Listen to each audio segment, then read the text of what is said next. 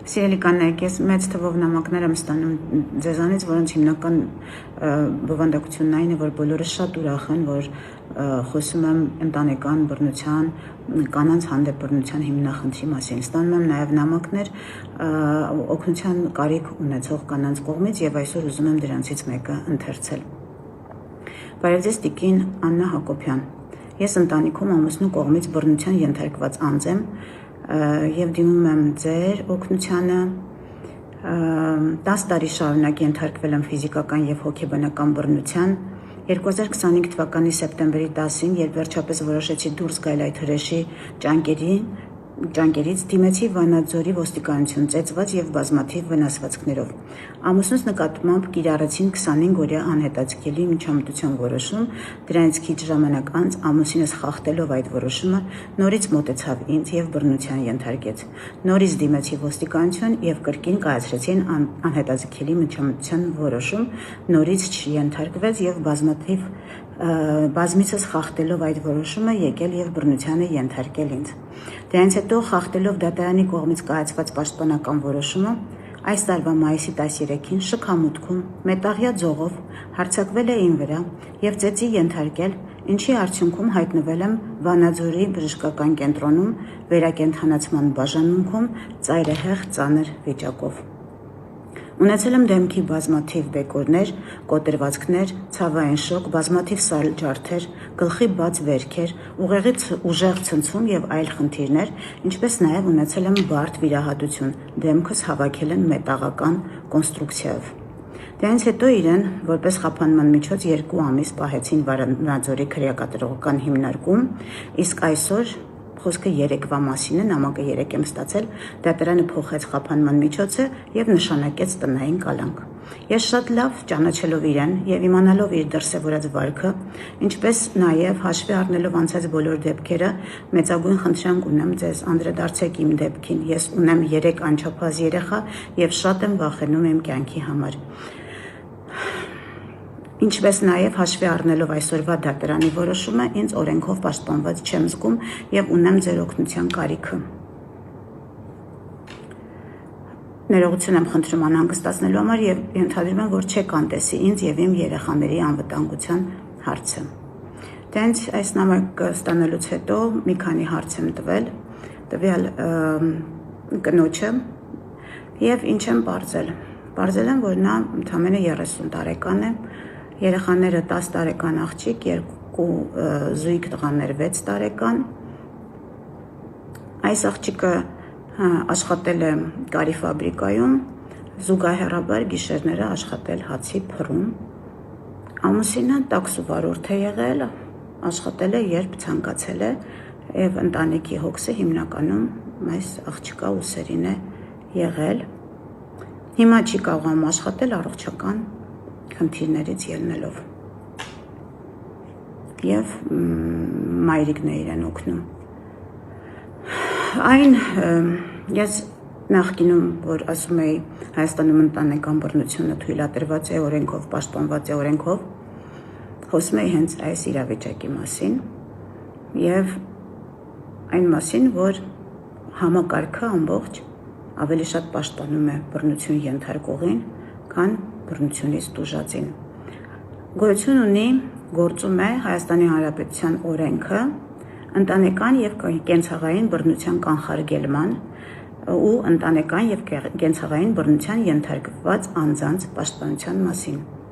Այն ամենը, ինչ տեղի է ունեցել այս երիտասարդ կնոջ հետ, տեղի ունեցել այս օրենքի պաշտպանության ներքո։ Այդ անհետաձգելի միջոցը 25-օրյա այս ամենը տեղի է ունեցել համաձայն այս օրենքի, որի վերնագիրը հնչեղ է եւ որը կոչված է պաշտպանելու հենց այս աղջկան։ Բայց դրանից բացի մենք ունենք Հայաստանի Հանրապետության քրեական օրենսգիրք, որի 166-րդ հոդվածը ասում է առողջության ծանր վնաս պատճառելը, մեկ ուրիշի մարմնական վնասվածք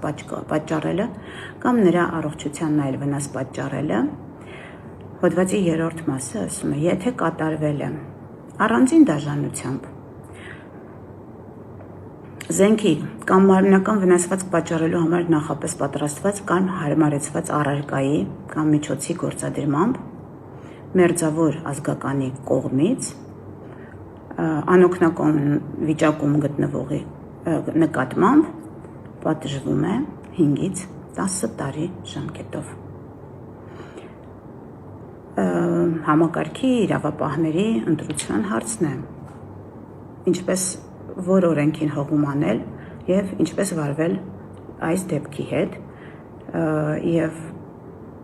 հենց այն պատճառով, որ բռնությունը, որ մենք ապրում ենք բռնության մշակույթի մեջ, որ մեր ընտանիքներում բռնությունը ընտանեկան մոդել է, համակարգը ընտրում է վարչական օրենսգիրքը, որը բոլոր հնարավորությունները տալիս է բռնակալին ընդհուպ մինչև սպանել իր զոհին։ Այս աղջիկը եթե չստանա պաշտպանություն, հաջորդ քայլը լինելու է պարզապես կյանքին վերջ տալը։ Բոլոր այն կանխատեսելի և շատ ընդունված կարծրատիպային քննարկումներին, թե սխալ է պահել աղջիկ կինը իրեն, գուցե մի բան արել է, ջղայնացրել է և այլն, ուզում եմ ուղղակի ուշադրություն հրավիրենք այն հանգամանքի վրա, որ երիտասարդ կինը ամբողջ ընտանիքի կենցաղային հոգսը վերցրել է իր վրա, աշխատել է ցերեկը ամբողջ օրը, աշխատել է գիշերը, ունի 3 երեխա և դժվար է պատկերացնել նույնիսկ թե ինչ կարող էր նա անել, եթե ելնենք այդ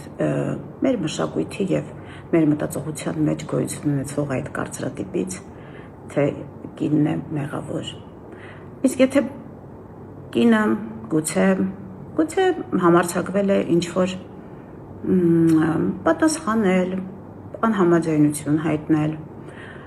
հնարավոր է, որ դեկոլտե է հագել օրերից մի օր միջոցառման ժամանակ, օրինակ հարսանիքի ժամանակ, հնարավոր է, որ ժպտալիս շրթունքը մի քիչ ավելի վերև է բարձրացել, հնարավոր է ամուսնուն հայացքը պարզապես դուր չի եկել, հնարավոր է ծիծաղել է ինչ-որ կատակի վրա, բազմաթիվ բաներ հնարավոր են։ Ես ուզում եմ մենք ուղղակի որոշենք, արդյոք տալիս ենք նման դեպքերում իրավունք ամուսիններին հաշվի հարդար տեսնել կանանց հետ, ըստ սեփական ճաշակի, ըստ սեփական տրամադրության, ըստ տոնայնության ձայնի, ըստ ասված խոսքի, հագած հագուստի և բազմաթիվ այլ հանգամանքներից ելնելով, եթե այդպես է, գուցե մենք էլ կարող ենք դիմել, կան այդպիսի ազգեր, թույլ են տալիս հրապարակային քարկոծել, գուցե մենք էլ ընտրենք այլ ճանապարհ, օրինակ Վանաձորի կենտրոնական հրապարակում ամուսինները ամեն անգամ, երբ կանայք իրենց հունից հանում են, կարող են իտես ամբողջ հանրության մանր պարզապես կտրտել այդ կանանց։ Կուզեն կարող են կտրտել այնքան մինչև շունչները փչի, կուզեն կարող են կյանք շնորհել մինչև հաջորդ նման դեպքը։ Ես խնդրում եմ սիրելի կանայք, միասին հստակ և բարձրաձայն ասենք, չենք հանդուրժում այլևս, կարճ, կոնկրետ։